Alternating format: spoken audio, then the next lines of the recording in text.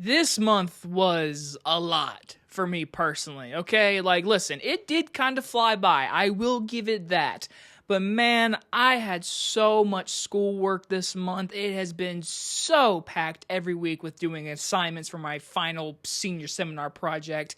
And obviously, I did have an unexpected family pet pass away this month. So, me personally, this month has been crazy. But hey, we're not talking about that stuff. It's time to rank some movies. Nowhere near as much as March, but we got 10 movies to rank for the month of April.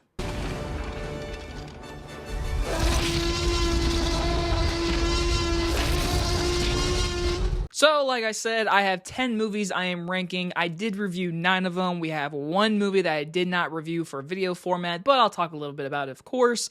So, once again, just remember, this is just my opinion. These are the movies I saw in the month of April, and I like the most. And I will say, for the most part, it wasn't a bad month, but we do have a few stinkers. So, starting at the bottom, number 10, if you enjoy this movie, that's cool.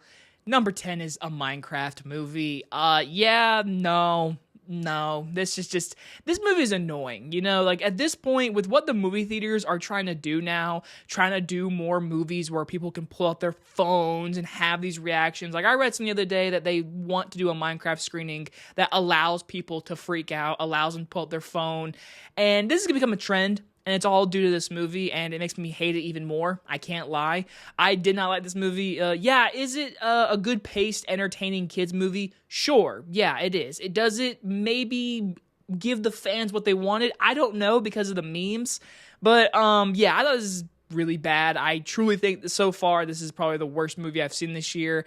And the impact it's left on is kind of scary for movie theater chains. So, number 10 is a Minecraft movie, but if you enjoy Chicken Jockey, good for you, because no, it's just not for me. Number 9. This one's going to come as a little bit shock for some people, but for me personally, I really feel like I'm the only one out here to say this. Number 9 is Hell of a Summer.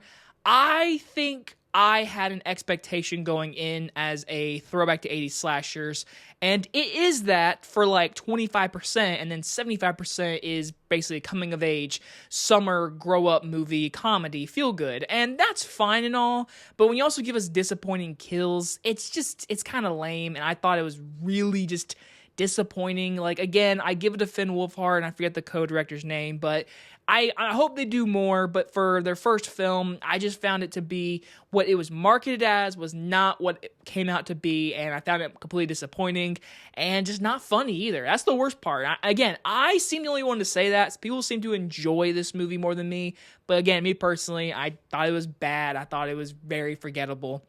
All right, number 8 through, let's go number 5. 8 through 5 are solid one watches for me, but they're nothing of where they're great or bad. They're just I watched them and I move on in life. So number 8, we got The Legend of Ochi.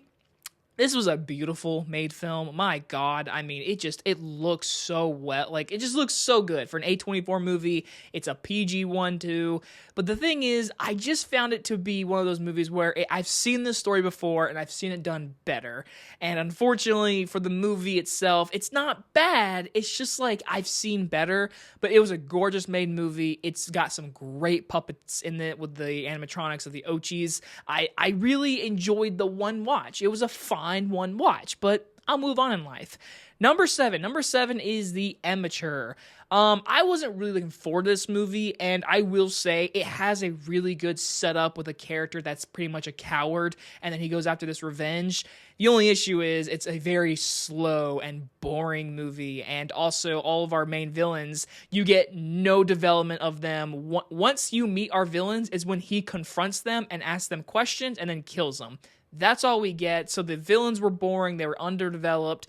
The movie just moved at a snail's pace. And by the end of it, it really is one of those, it was a well-made movie, but I forgot all about it. I watched it and I move on in life.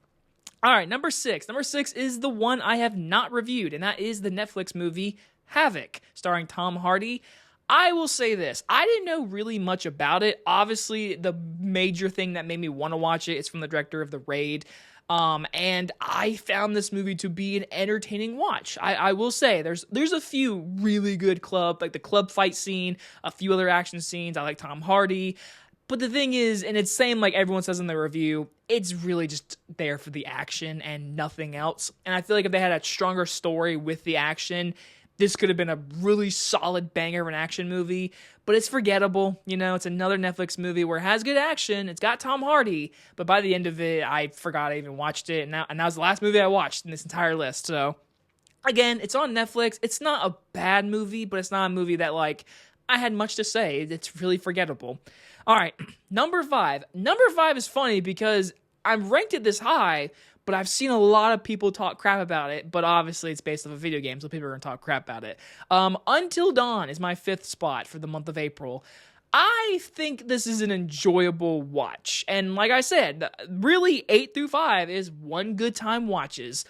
I enjoyed the one-time watch, but as a fan of the game, not a diehard fan, I can see why people hate this movie. I can understand it, but I do think it has awesome practical kills, practical sets, practical makeup. Like that stuff I love seeing it for like a big budget movie. And it's only a $15 million movie. And I thought David S. Sandberg did a good job. Again, I enjoyed it for what it was, one-time watch, and I move on in life. But I don't think it's a bad movie, but I understand why people hate the movie. I understand, especially people who played the game.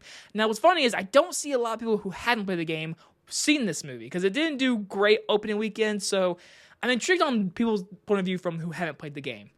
All right, so number 4 through 2, I would watch again, and I really enjoyed. Number 4, The Accountant 2. Did not think buddy,